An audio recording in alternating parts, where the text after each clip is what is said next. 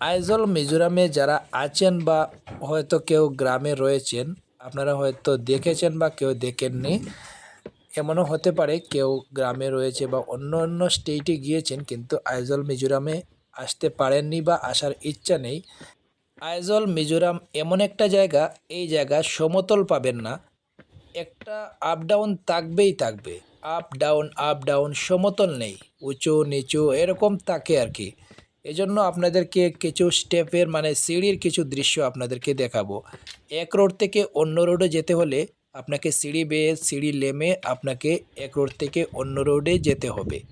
তাই আপনাদেরকে এই আইজলের কিছু স্টেপ বা সিঁড়ি বলেন যাই বলেন একই কিছু দৃশ্য আপনাদেরকে দেখাচ্ছি। আর আপনারা কারা আইজল আছেন বা আইজল নেই কমেন্ট করে জানাবেন।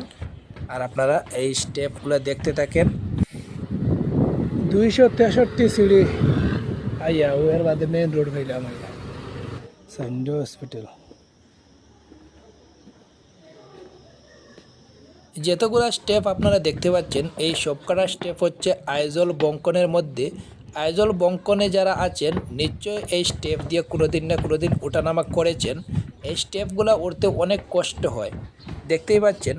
কোনো কোনো স্টেপ অনেক বেশি উঁচু, আবার 300 400 250 এরকমভাবে অনেক স্টেপ বেয়ে আপনাকে উঠতে হবে, আবার নামতে হবে, অনেক কষ্ট লাগে আর কি।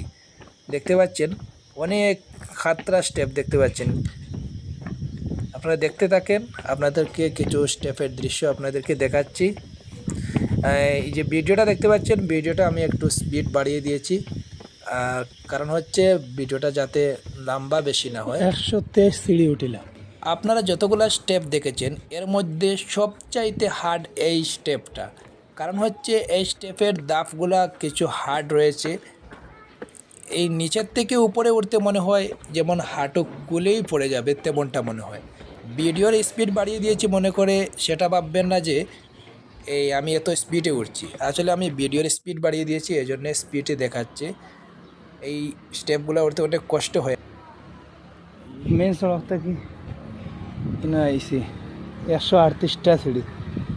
আইজল মিজোরামে অনেক ভাই বন্ধুরা আছেন, ওনারা হয়তো মার্কেটিং করতে যাচ্ছেন বা কোনো কাজে যাচ্ছেন, এরকমভাবে সিঁড়ি বেয়ে উঠতে হবে আবার নামতে হবে, অনেক কষ্ট হয়।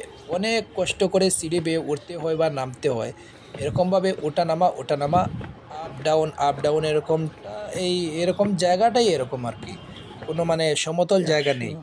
ভিডিওটা তৈরি করতে অনেক কষ্ট হয়েছে।